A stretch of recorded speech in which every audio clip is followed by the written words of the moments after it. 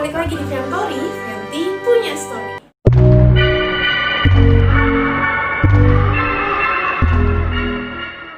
Story hari ini adalah tentang Isabella Guzman, si psikopat cantik.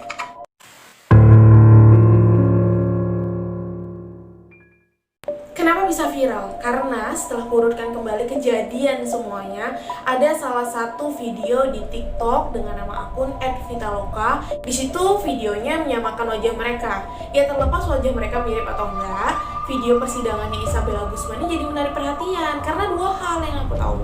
Pertama, karena kasus kejahatannya sendiri, yaitu membunuh ibu kandungnya, dan yang kedua karena si Isabella Guzmannya ini katanya physical beauty.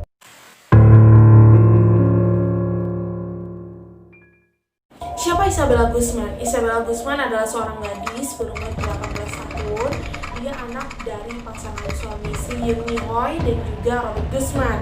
Isabella Guzman ini sendiri lahir pada tanggal 9 Juni 1995 di Aurora, Colorado, Amerika Serikat.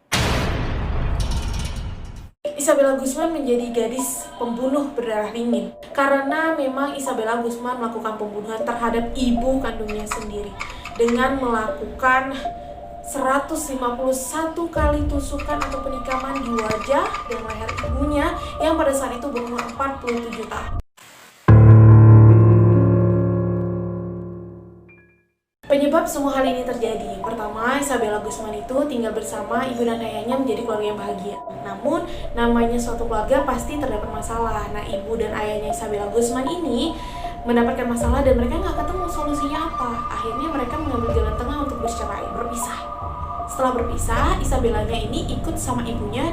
Akhirnya selang beberapa lama, pada usianya Isabella itu 7 tahun, ibunya ini ketemu pasangan baru, yaitu si Ryan Hoy.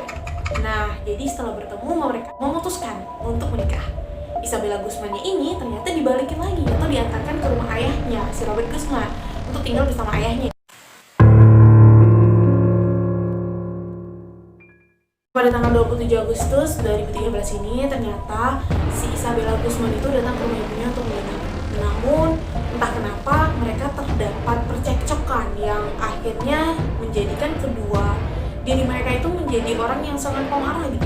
Si Isabella sama ibunya ini saling melontarkan kalimat-kalimat kasar, pokoknya bertengkar tanpa ada solusi ya. Kejadian pada tanggal 28 Agustus 2013 ya, karena semalam kejadiannya tuh pertengkarannya udah selesai, si Yoon Mi Hoy ini merasa bahwa rumahnya tuh kembali normal. Dia juga mulai melakukan aktivitas sehari-hari biasanya. Dia merasa masalah semalam tuh udah selesai. Akhirnya si Yoon Mi Hoy ini pergi kerja nih. Tiba-tiba ada email masuk. Email itu adalah dari Isabella yang berisi sebuah ancaman mengadu ke Robert Guzman. Dia bilang bahwa tolong dong kasih nasihat si anak kamu Isabella gitu, kayaknya dia udah terlalu kurang ajar sama saya gitu, nggak mau nurut lagi. Kami ini juga akhir-akhir ini sering bertengkar banget semalam tuh bertengkar parah, tolong nasihati dia agar dia lebih sopan sama saya gitu ya.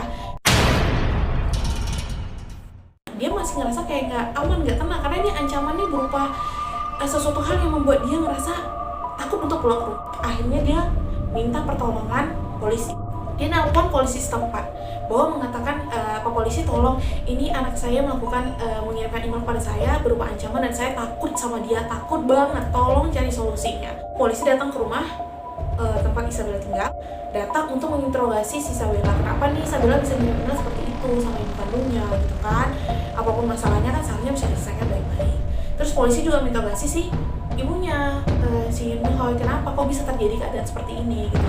Ternyata setelah polisi mendengar kedua belah pihak antara Isabella dan juga ibunya, polisi bilang ini masalah biasa bu, ini masalah perselisihan antara ibu dan anak. Waktu berlalu juga membuat si Yoon Mi Hoy untuk pulang ke rumah setelah pulang. Yang dia pertama kali lakukan setelah masuk rumah adalah bertanya kepada Ryan Hoy, mengatakan bahwa di mana Isabella. Dia sangat ketakutan dengan ancaman yang dikirimkan Isabella melalui email tadi. Namun si Ryan Hoy bilang dia nggak ada keluar kamar, dia dari tadi di kamar, nggak keluar rumah kecuali ke dapur, itu aja.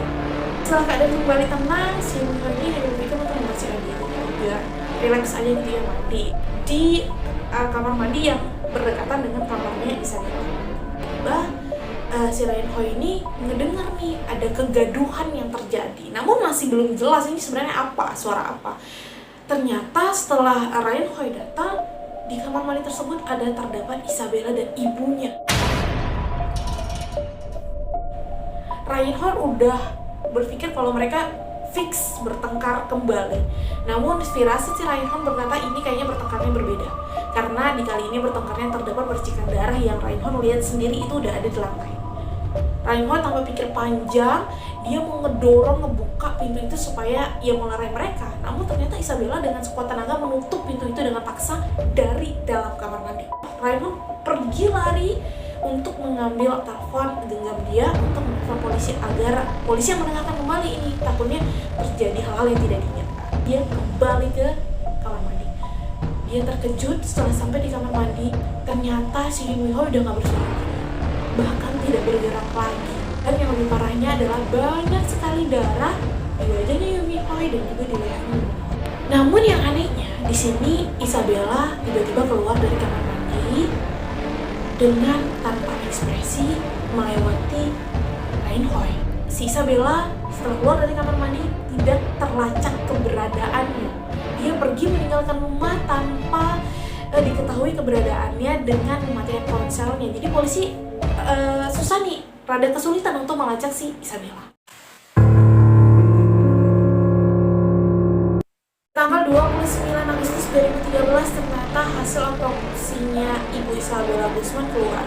Ternyata para dokter mengatakan bahwa Ibu Isabella Guzman ini terkena luka tusukan di area wajah dan juga leher. Jumlah dari tusukan di daerah wajah itu sekitar 31 kali tusukan dan di leher itu sekitar 48 kali tusukan. Nah, jadi totalnya itu 151 kali tusukan.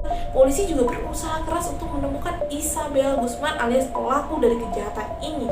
Namun, polisi tidak menemukan jejak sampai akhirnya di sore hari Isabella Guzman ditemukan pada salah satu kamera CCTV yang terekam bahwa Isabella Guzman ini sedang parkir mobilnya dan keluar dari mobil. Akhirnya polisi menangkap dan meringkus Isabella Guzman pada saat itu juga. Hasil akhir dari persidangan si Isabella Guzman ini ternyata tuh berlangsung panjang karena si Isabella Guzman ini sempat melakukan kegiatan-kegiatan atau perilaku yang aneh pada saat ditahan dan juga di persidangan. Pada akhirnya ternyata Isabella Guzman dinyatakan tidak bersalah sama sekali dikarenakan dia terdapat gangguan kejiwaan dan juga gangguan kejiwaan ini katanya berasal dari permasalahan dan trauma saat mengandung. Namun Isabella Guzman ini dimasukkan ke rumah sakit jiwa dan untuk direhabilitasi supaya dia kayak merasa bisa kembali normal lagi. Namun si jaksa penuntut umum ini masih bersikeras kalau misalnya si Isabella Guzman sudah normal, dia tetap harus mengikuti rangkaian hukuman atas apapun yang dia perbuat. Akhir dari story aku mau ngucapin terima kasih dan selamat terjebak dalam beberapa menit sebelumnya karena sudah menonton video ini. Kalau kalian suka boleh like dan subscribe. Kalau kalian punya saran boleh komen di bawah. Oke? Dah.